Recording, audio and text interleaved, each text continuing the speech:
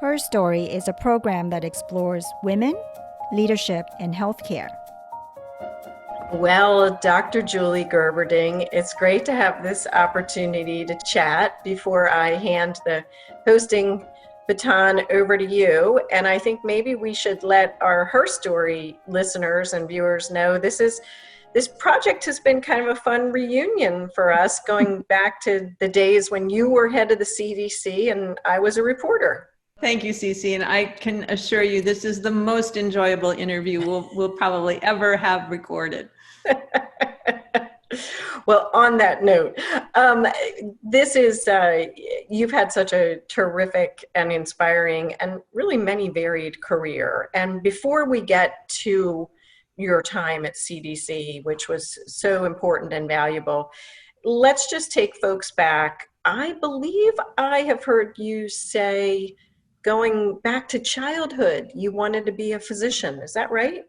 That is really exactly what happened. 4 years old, I received a doctor's kit, one of those little plastic things.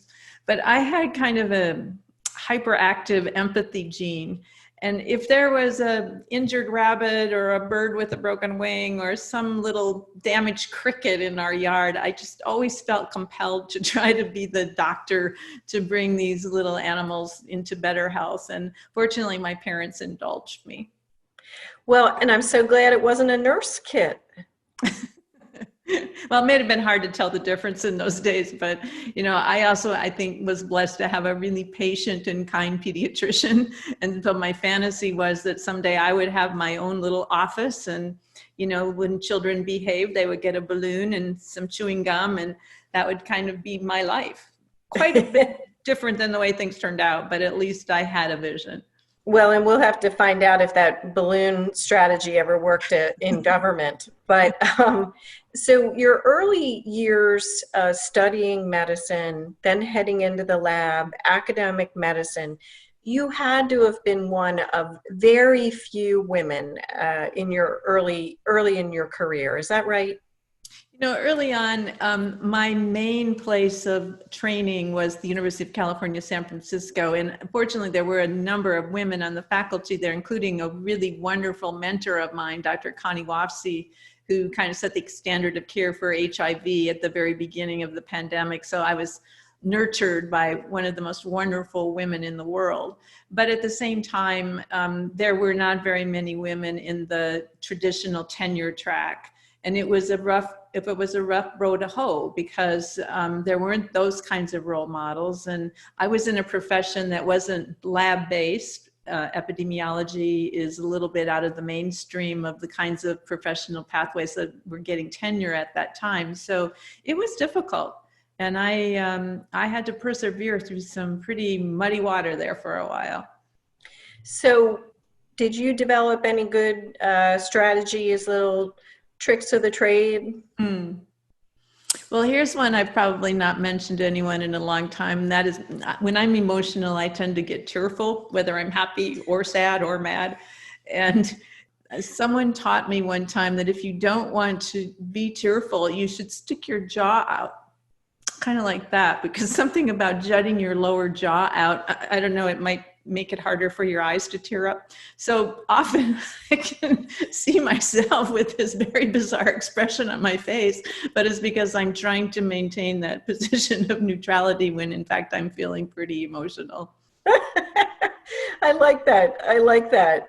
And you've mentioned from age 4 wanting to take care of and heal, but I also have heard you talk about how much you enjoy, my word here, not yours, but kind of dissecting. I mean, the pure lab work.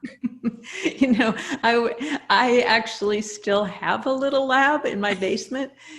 So, I have a microscope and a few chemicals, and I am interested in the water quality in our septic system. So it is kind of a secret passion. But I think it goes back to just science and loving the discovery of new information, trying things. I love designing the experience. I'm curious to ask the questions. But what I really didn't like about bench science was having to do the same thing over and over again. It was the repetitive nature of the experiments. And of course, when you're the young fellow in the lab, you have to do a lot of the grunt work. And so that wasn't particularly scientifically exciting.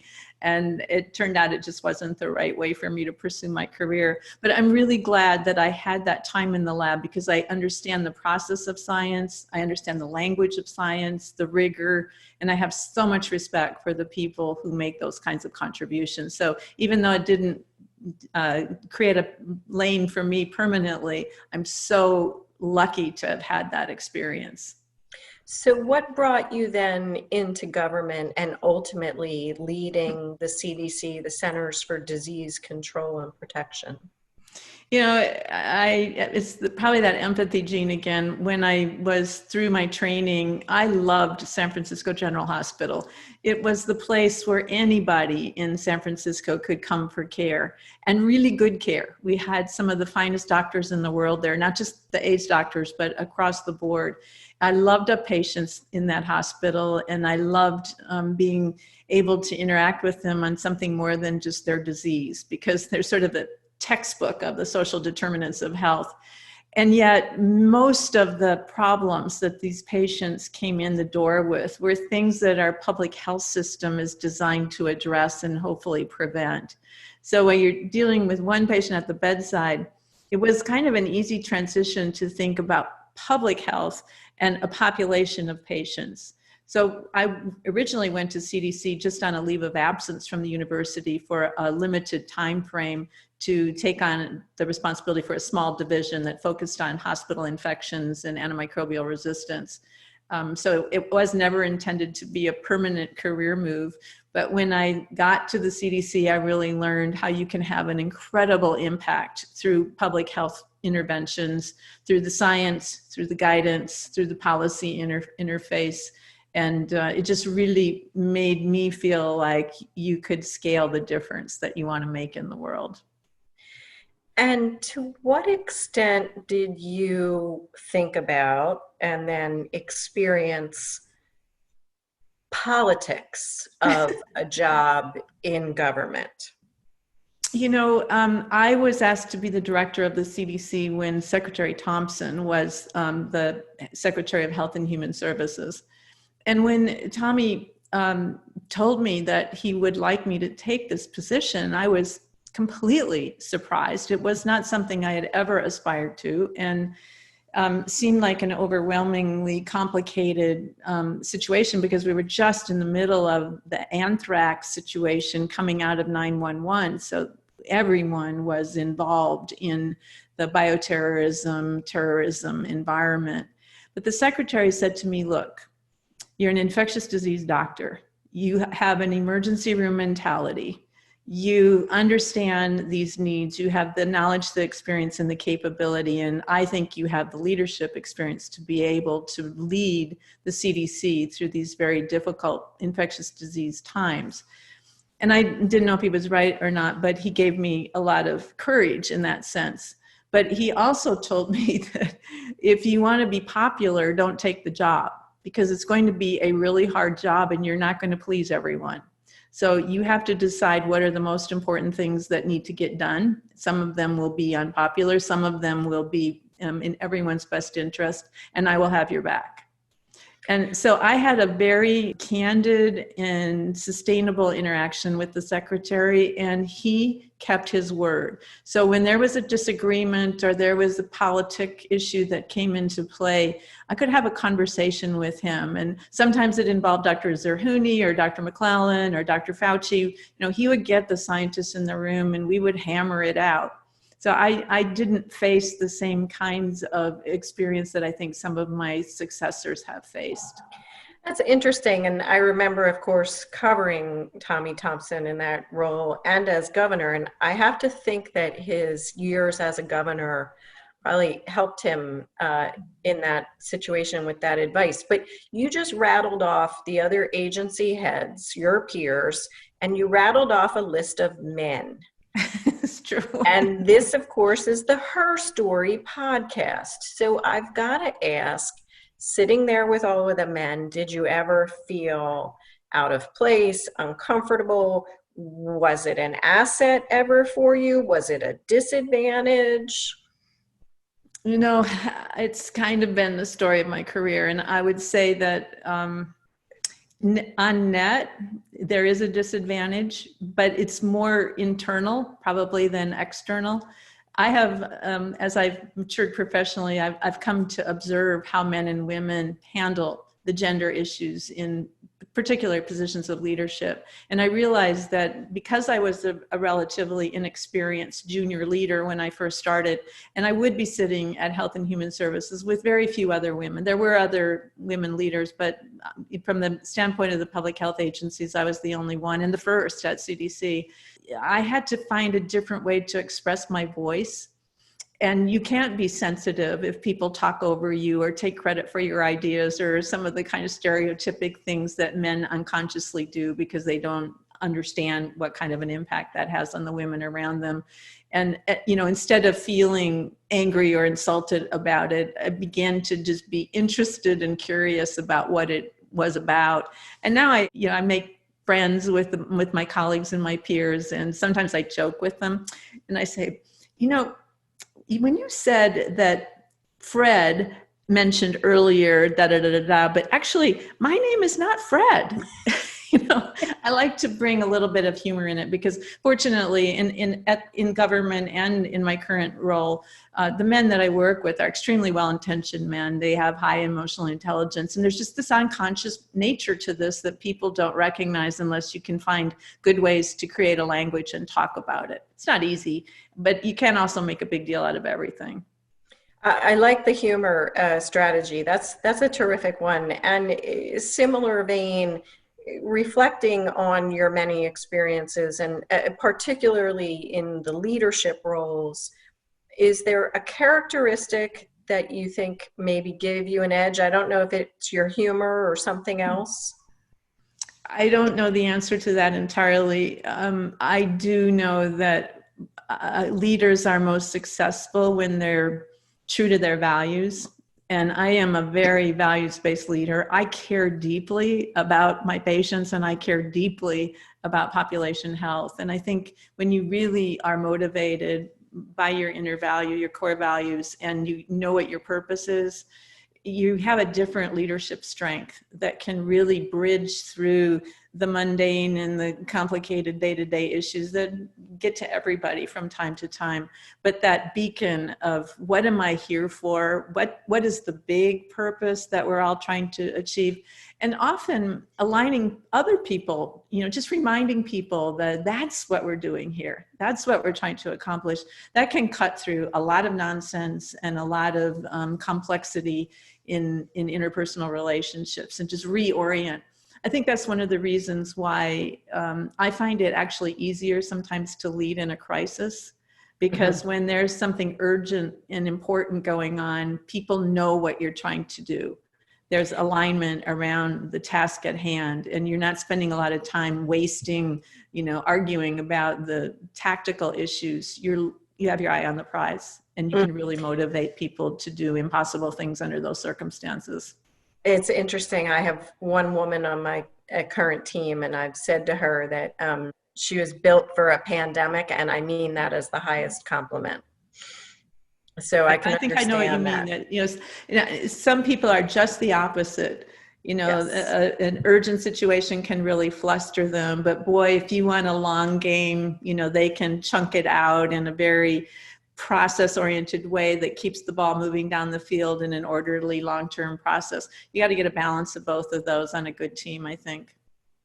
And you then went to the private sector, still at Merck, important roles in vaccine and now patient responsibilities. Talk about the shift from the government to the private sector, and again, from this sort of, as a woman leader, new challenges that you've encountered? If someone had said to me, you're going to be the CDC director, I would have said, what's the CDC? In my early days. But if someone had said you're going to join a pharmaceutical company, I would have been somewhat shocked at the suggestion.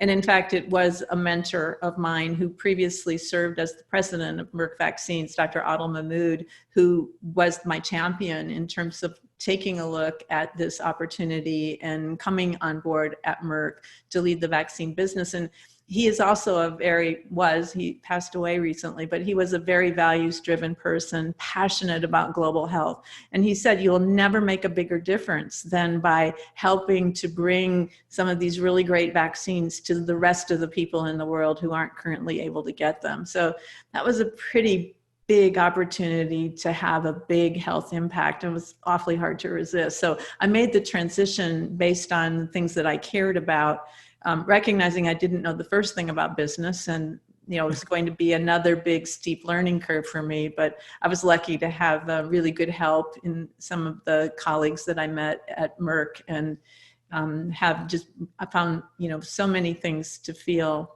to feel excited about, but also I recognize it's really a privilege to be able to bring new medicines and vaccines to people who really need them. So it's still a passion. So many of our listeners of her story are perhaps junior or mid-career, hoping to ascend and navigate and maybe follow in some of your path and trajectory. As you think back, is there one example or one story that you might share that was just a really tough decision or a tough situation and how you navigated it? Well, I've faced a few of those. But one thing I would say to people who are looking at making career changes, that the mental model that has worked for me, and I've tried to pass it on to a lot of people, is a toolbox. So if you try to plan out your whole career, forget it. I'm like poster child, it never turns out the way you think it's going to turn out. But if you think about what you're doing and what tools you're putting in your box, I mentioned earlier about laboratory experience. So, those tools turned out to be really helpful when I was at CDC. Because I studied Staph aureus, and while I was serving in my first job at CDC, Staph aureus became a really important community infection from a drug-resistant perspective. And if I hadn't had that tool in my toolbox, I probably would not have been able to understand and perform as well as I think we were able to do at that time. But whether it's getting your master's degree or taking advanced training and getting a business degree, whatever it is, there's no bad answer. So when people ask me, should I do this or this? I usually say yes. Please do those things, because they will put tools in your toolbox. You never know when they'll be handy. But in today's world, the people who will have the best opportunities long-term are the people who are the most versatile, who have more than one capability or more than one experience under their belt, because they can flex from one opportunity to another and have not only the inner confidence that they have some capacities and some knowledge, but they will be valued by those who are making those choices because they have demonstrated ability to flex from one role to another. Leadership is pretty translatable, and that's a good thing. And our friends at Think Medium are asking all of us hosts if we were to come up with a title for our story, what might it be? Have you come up with one? I've thought a lot about it because, at one time I had a fantasy of writing a book. So, if I could think of a title, it might help me make a table of contents. As you can see, I have no books on my resume. For the story of my life is a gift. I have been so lucky. And I think I would borrow an expression that I first heard Billie Jean King use when she was talking about the match that she won against her male competitor. And she said, leadership is a privilege. And I really think that's probably the metaphor for my life and the story I wish I could write, because it's just been an incredible privilege to serve, to learn, to try to do whatever little thing I can do. And these days, as I'm more advanced in my career, I love that passing the baton on. Like, how can I help the next person or the person after that get a start or sponsor somebody? At Merck right now, I sponsor our Merck Women's Network, and we have 10,000 women around the world. We just celebrated the 25th anniversary of our network. So that's incredibly exciting and makes me feel like the future will be bright. Oh, wow. What a terrific note to end this conversation for her story. And I'm so excited that you're going to be next in this host chair. I can't wait for your podcasts. And Julie, thank you for spending the time today. I'm telling you that I am secretly taking notes here so that I will know how to be a good interviewer. Thank you so much. It's been a fun conversation.